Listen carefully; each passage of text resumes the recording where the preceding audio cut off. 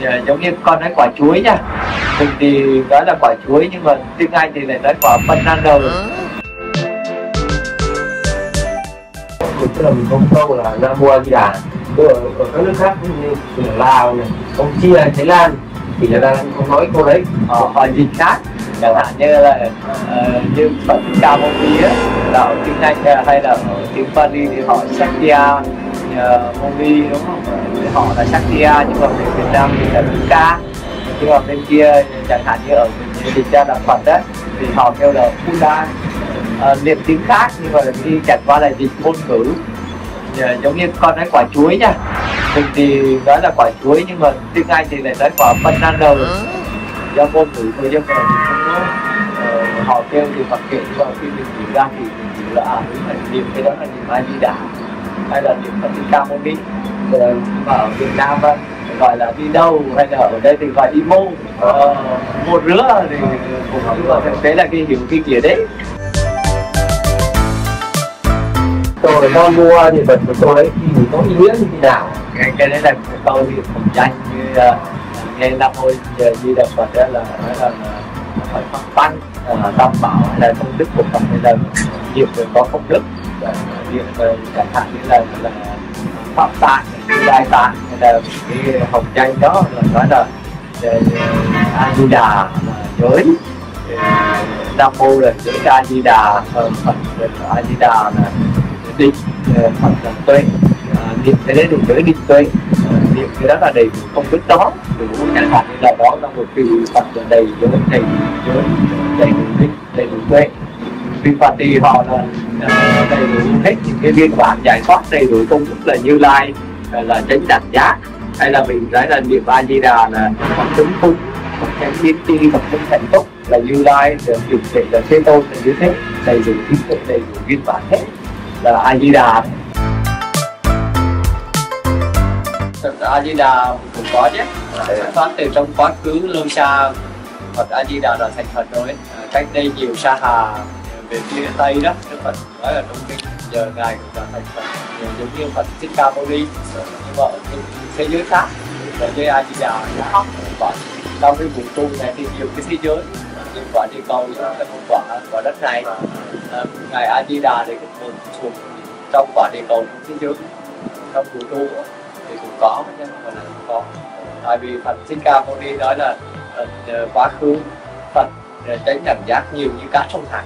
Phật chánh đẳng giác thì ai cũng nói chánh pháp đó cả. Phật Thích Ca Mâu Ni cũng nói giống như Phật A Di Đà, A Di Đà cũng nói như thế. Chẳng hạn như sau này Phật Di Lặc xuất hiện thì cũng nói lại cái chánh pháp của Phật Thích Ca Mâu Ni, cũng nói như thế. Tại vì khi đó này không ai biết về chánh pháp của Phật Thích Ca đấy, thì Phật Di Lặc lại nói lại, rồi cho khi mọi người ở đó hiểu đấy, lại tu tập lại. A Di Đà thì ở quá khứ lâu rồi.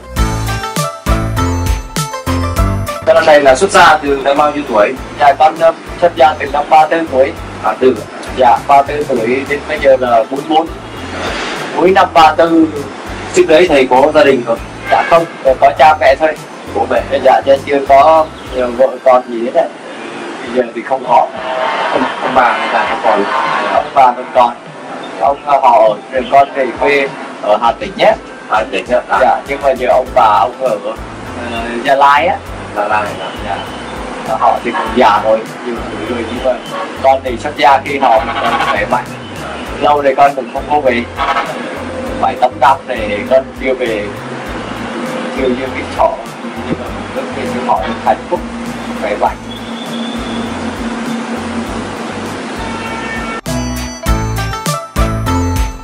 Thầy là ở chùa nào? Con ngày chưa xuất gia thì ở cái tu viện Trân Như ở Tây Ninh, mọi người không biết trường đạo Thông Lạc, rồi sau đó tháng cả xuất gia ở chùa với cả tại gia mất 2-3 năm, rồi khi đó con còn đi con bỏ, con đi đời sống, thấy ở chùa đối với con phục vụ, con ra con học những cái lần Phật dạy, từ đi khắp từ đó con biết đi từ sống theo cái lời hạnh đầu đà. Con học cái này, con học mấy cái ở trong dạ con có buồn như là con bỏ. Giờ thì con có nhà, không có chùa, không rồi giờ thì cũng thầy không phải là thầy cũng không phải sư đó. Con là một người công dân đi làm học theo lời Phật thế, bây giờ con không có thuộc giáo hội, con không chùa gì cả, con phạt đồ không về thuộc, không xâm phạm giáo hội. Nhưng mà tại sao nó lại có hai truyền phái rồi nhỉ? Bắc Tông với Nam Tông. Dạ, thế nên là do nghiệp duyên theo cái này nhân quả thời phần là có rồi. Tại vì ở trong tăng đoàn nó là cũng có người như thế này, người thế kia, cho mình như thế này đúng. Chẳng hạn như giờ một số sư ở một số người nói là tu rồi tập thành rồi múa máy như thế này là đúng, còn một số thì lại không có múa máy, còn một số thì bên kia thì lại nói là ăn bạn. Nam Tông là được ăn mặn, là đúng.